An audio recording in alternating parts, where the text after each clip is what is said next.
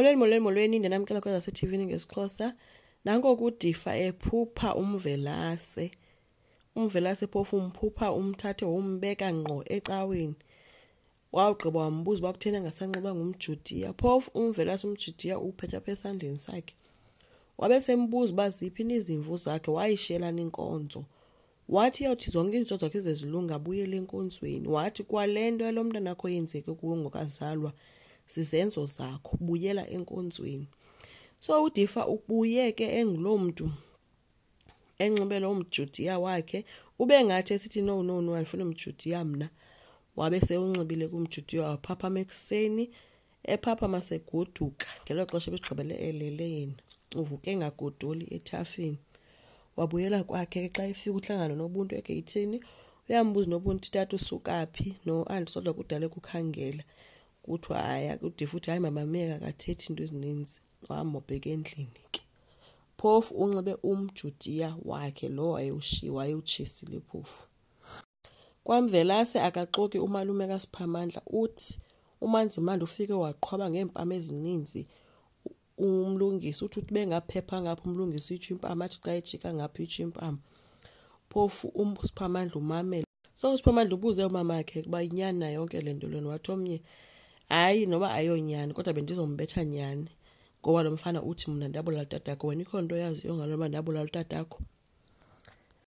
uSiphamandla ke wamcela umama wakhe uba makayeke ke ukulwa ii-battles zakhe, uza kuzilwela ngokwakhe. Umlungisi yena nanko evuka ekuseni eme phambi kwefoto kaMvelase uyijongile kanti uMamsobe umbukele. Wabe sesondela kuMamsobe embuza into yoba hayibo kwenzeka ntoni. Uthi ke nakakhe angakwazi ukulala tu, noMamsobe ukuthi ayinama nilalanga kakuhle ngobusuku. Wabe semxelela into yoba uphuphe uMvelase. Uthi ke ngoku uMamsobe umphuphe esithini uMvelase. Uyamchazela into yoba hayi ndimphuphe nje ndimbone embuza uba ziphi izimvu zakhe. uMamsobe umxelele ukuba bungaphuphi, ebekufikele nyani uMvelase. Yo laphambana isama lathi hey angalinga ndisanganele mna, abo sanganela le kude. Hlangana phi mna nento zezimvu zakhe, andingeni ndawo kuyo yonke loo nto leyo. Uye wemka ke umlungisi wodibana noSiphamandla kowabo, apha afike khona ezobuza uSiphamandla into yoba wakhe uyamphuphe naye uMvelase. uSiphamandla ke uthi umbuzile ukuba ukumphupha, wathi ke kodwa yena uyamphupha, kamphuphe. And xa emphuphile kusube kuluphawu oluhle olo, ngoba ikhona imessage eza nayo. But uSiphamandla besabhizi nesacela uxolo, ecelela umama wakhe uxolo, besithombe hayi andizanga ngaloo nto, ndize ngale yephupha into. Nangoku uDifa eya kwaMaphalala eyobalisa ngephupha lakhe. Kubi nje kuDifa uyinto ephantsi nje kwayena. uMaphalala umxelele into yoba no, ndiyayazi uba uzeleni apha, uMvelase ukuvakashele. Wathi omnye hayibo wazi njani. Uthi kaloku ndiyayazi wena into nayo usuke waqinisa intloko, wakhokhelisa ukulwa phambili nokucaphuka ngayo yonke into eyenzekileyo.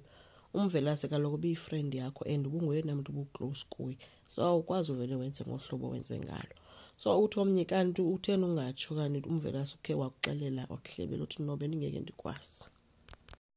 uMaphalala ke umcebise uba makabuyele enkonzweni acingele abantwana bakhe kuyo yonke le nto lena. Umlungisa kaPhambani ke yena phaa kwakhe uphethe ipheyile elinamanzi, uyachela ukhwija yonke indlu yonke, uthi phumani mimoya emibi, phuma sathana, uqhumisa nento engathi zimpepho, uthi kodwa sisikhumba sesilwanyana, uqhumisela naloo foto kaMvelase nakakade. Uthi Mvelase aphuma uphele kwam, akho nto indidibanisa nawe, phuma kwam. So njena ubona usathana yena kutata wakhe, akaboni yonke le ibonwa ngabanye abantu. uZodwa noDifa balele bathe besalele njalo, weva ilizwi likaMamsobe lalimxelela ngento yoba loo mntwana omphetheyo ngeke umzale. Kodwa labe lithethwa nguDifa emlonyeni, but iivoices zimbini kaMamsobe kaDifa. Ngapha izibane ziyadanyadanyaza emacaleni.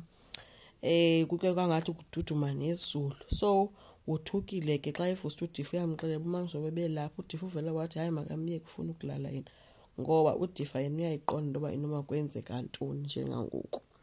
Asazi ke kodwa uMvelase uze kakubi, dala ke simlindile. Enkosi, ngicela siqhubeke, subscribe, silike, singakhomenta futhi. Bye.